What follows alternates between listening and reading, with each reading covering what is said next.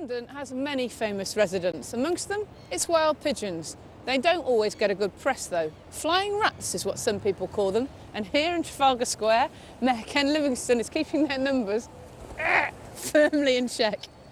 Pedigree pigeons are a different matter altogether though. And up north, where I'm from, they race them, show them and love them dearly. And it seems some Londoners are starting to do the same. But with the outbreak of bird flu, could this tradition be under threat?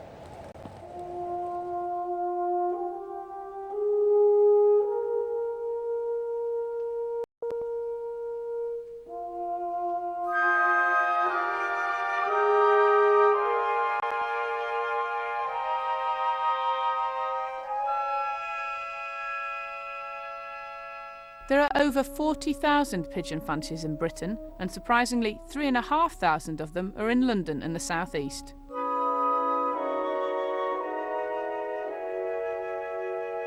With the threat of bird flu over the last few years, and especially with the recent outbreak, restrictions have been placed on both the racing and showing of pigeons. Pigeon fanciers are a responsible bunch and take the consequences of bird flu very seriously indeed. To find out exactly what's happening in London's pigeon fancying world, I have come to one of the top lofts in the country. That's the first thing you need to know. Pigeon apartments are so posh, they're called lofts. Keith Mott has been racing pigeons, showing them, writing about them, and even taking portrait pictures of them since the 1950s. Are you going to let me in? Certainly, come in. This is a stock loft veranda. Okay. This is where we keep the stock pigeons. The stock?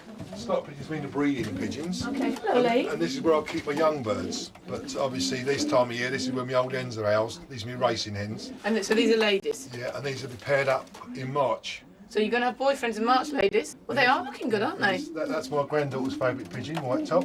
It's a good name. Yeah, nice For name. that pigeon particularly. Well, what about you? You're from down south, you're not meant to be involved in pigeons. That's what it was. I've had pigeons since the 50s, since I was a young lad. And my brother Phil and I got our first pair of pigeons from a school friend's older brother. Yeah. And in them days we worked on Kingston Market, and I used to come home and knock pigeon offs up out of old orange boxes and things. And then we progressed, we nicked my dad's tool shed, we converted that into our loft. And that's how we got started. Yeah. And they've got no chance of getting bird flu then, these lot? Well, pigeons are very, very low risk. Definitely with this bird flu problem. I think they've just gone over the top a little bit as far as pigeons are concerned, really. Right, what are they trying to do? Well, they've stopped racing from France. Oh. And it's all right for the short racing guys that like sprint racing, you know, because they can race inland. But the likes of myself who like 500-mile racing, we can't race.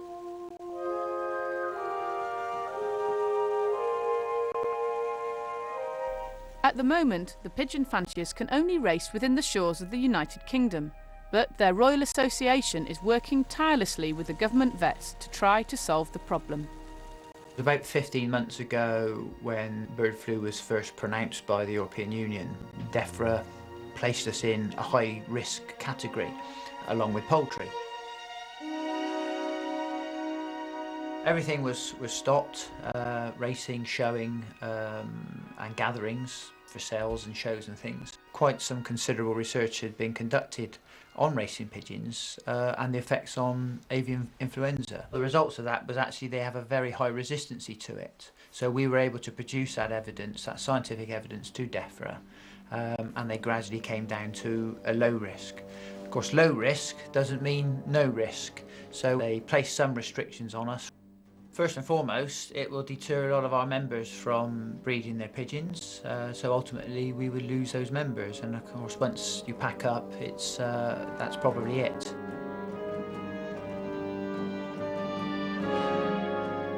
But what about the poor old pigeons? Well, they're hardy, and they've faced greater danger in the past than bird flu. Nazis.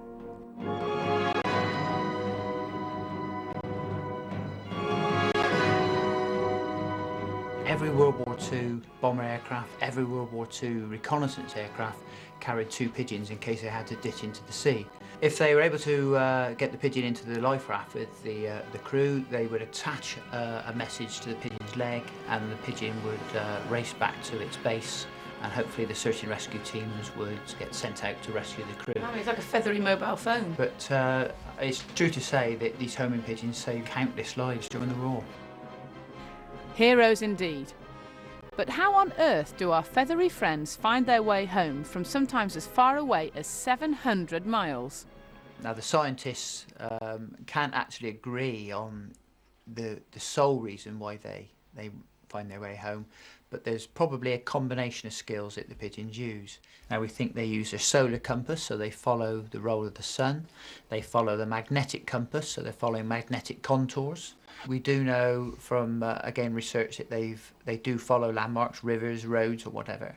And they also believe that pigeons follow their sense of smell. Why do they come back? Well, for the long distance racing, the pigeons fly on what they call a natural system, where you pair hens and cocks together and they fly into young birds or eggs. When you're flying short distance, which is inland racing, sprint racing, you've got what they call a widowed system. That's they fly only cocks, and the cocks are kept on their own all week, separated from the hens, and they're shown the hens on a Friday night before they go to marking.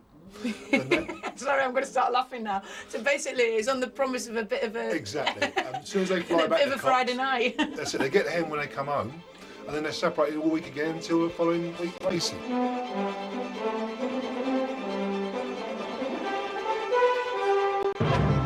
The 2007 racing season hasn't started yet, so bird flu isn't affecting it at the moment. But pigeon fanciers also love their shows.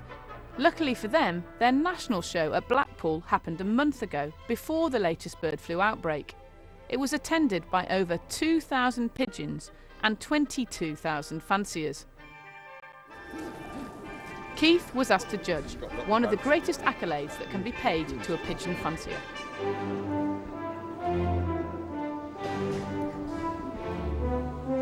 That's the boy, isn't it? He's beautiful, isn't he? Yeah. Lovely classic looking head on him, isn't he? The Winter Gardens is like the Albert Hall in London, that sort of room. It's massive, and the pigeons, yeah, they look. It's pretty calm on the judging night, but next day, you know, when you've got all those people, it's heaving this year. Even the balconies, there's nice balconies. That's all heaving with people. It was fantastic, and the pigeon that won my class, this nice cock. It was handled lovely. It was beautiful balance, and the feather was nice and soft. It was well presented, the condition was wonderful, and he had that lovely classic head and that lovely dark eye. It, you know, took my attention straight away. Nice mosaic cock. I'll tell you, mate, he's in superb condition, isn't he?